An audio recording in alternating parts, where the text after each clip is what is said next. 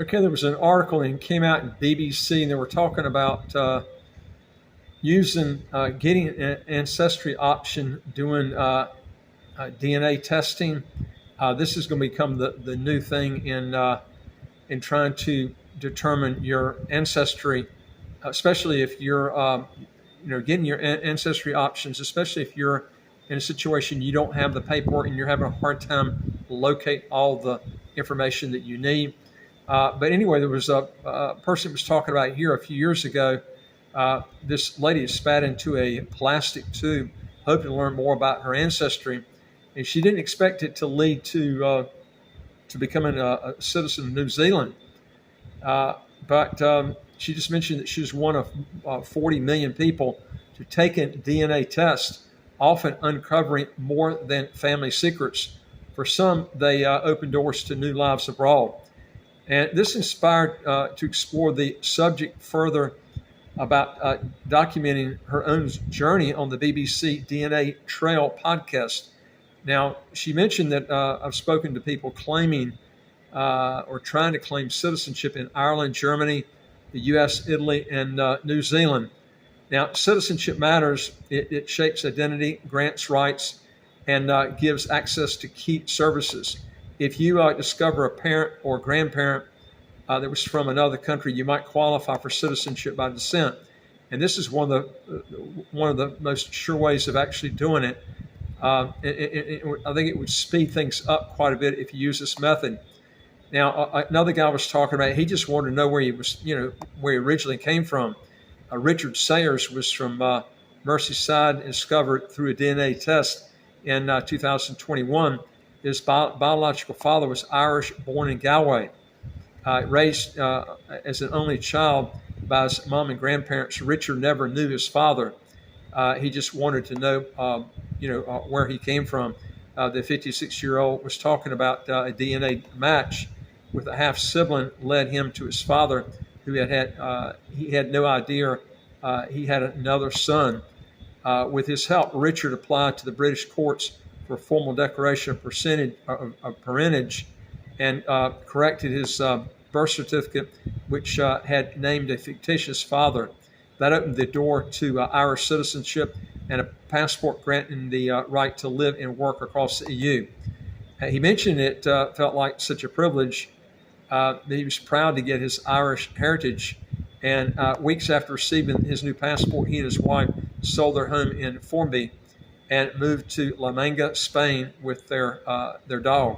Now, he went on to talk about here that this was another person, lawyer Polly Ho, says she's been seen a significant increase in inquiries about obtaining citizenship by ancestry.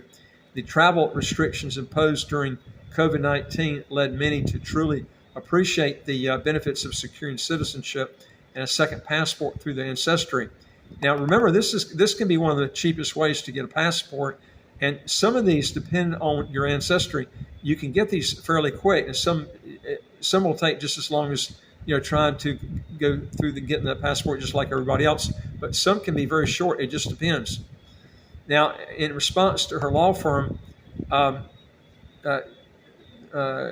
they launched this what's called Global Ancestry Index, which ranks countries based on their citizenship policies to try and simplify the often complex process of exploring these options. As more people explore their roots, some uncover remarkable histories along the way. Now, one of these is a 53-year-old Leo Hickman from East Hampshire, who used DNA testing to solve the mystery of his parental grandfather's identity. Now, genetic results and detective work revealed his grandfather was Helmut Guerl, a German prisoner of war captured during the Battle of the Bulge in 1944. Helmut was held in Camp Butner in North Carolina before being transferred to England, where he was forced to help rebuild the country. He met Leo's grandmother in Buckinghamshire in 1947. Now, Leo has reconnected with his German relatives in exploring citizenship through his grandfather. And he's now looking to challenge a rule that excludes children of unmarried fathers born before May of 1949, like his own, calling the cutoff seemingly arbitrary and a barrier to acknowledging his ancestry. Now, DNA evidence is helping people fill in the gaps and correct incomplete documentation. Geneticist Professor Turi King from BBC Two DNA Family Secrets said anyone he helps who discovers a parent or grandparent from a different country, all of them have been interested in claiming citizenship. It's been a belonging to a country as well as a family. Ultimately, it seems to come down to a deep sense of identity and who someone feels they are in the world. But for some, new connections can be complicated. Former team GB Olympian Sarah Claxton, 45, from Colchester in Essex, appeared on DNA Family Secrets, where testing revealed her biological father was living in Florida. And Sarah has Native American ancestry and plans to rectify her birth certificate so she can apply for U.S. citizenship. She mentioned that she always felt a real sense of connection to America. She said she wanted to get citizenship and maybe live in the U.S. But there's a lot that she mentioned that I'm not identifying with, which has been putting her off on doing it. Now, rules around citizenship can, of course, change, said President Donald Trump when he hit the headlines recently, as he wants to end U.S. birthright citizenship for some. But as the political and cultural landscape around citizenship continues to shift, some people are turning inward, exploring their own roots to make sense of where they belong. Now, Mark, 62, another guy from Oxfordshire, says he grew up feeling like a square peg in a round hole. In 2021, DNA testing revealed his biological father was Bonnie Manzi, who was of Italian heritage. It all just started making sense, he mentioned, and Manzi has been renowned music promoter, working with Shirley Bassey, Van Morrison, The Who, Cream, and Pink Floyd. Now, Mark wrote to him but 2 days after sending the letter, before it was open, his father died. Until recently, anyone with an Italian ancestor who lived after March the 17th, 1861, qualified for citizenship under the legal bloodline principle jus sanguis. Now, Italy tightened the rules in March, but Mark hopes to still qualify. Reconnecting with his Italian roots is really what he wanted to do. He's now since built a relationship with his half-siblings and says the jigsaw is now complete.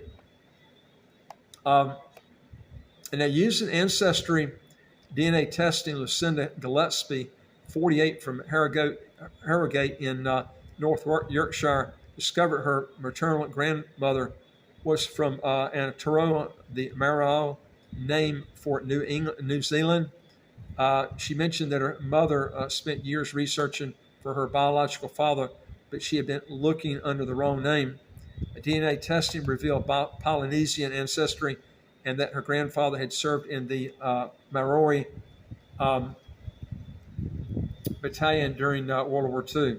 Now, in 2020, Lucinda met her Maori family, visited her the meeting house, and paid respect at her ancestors' graves. Her mother, too, unwell to travel, saw a photo of her father and shared a video call with her relatives before she died.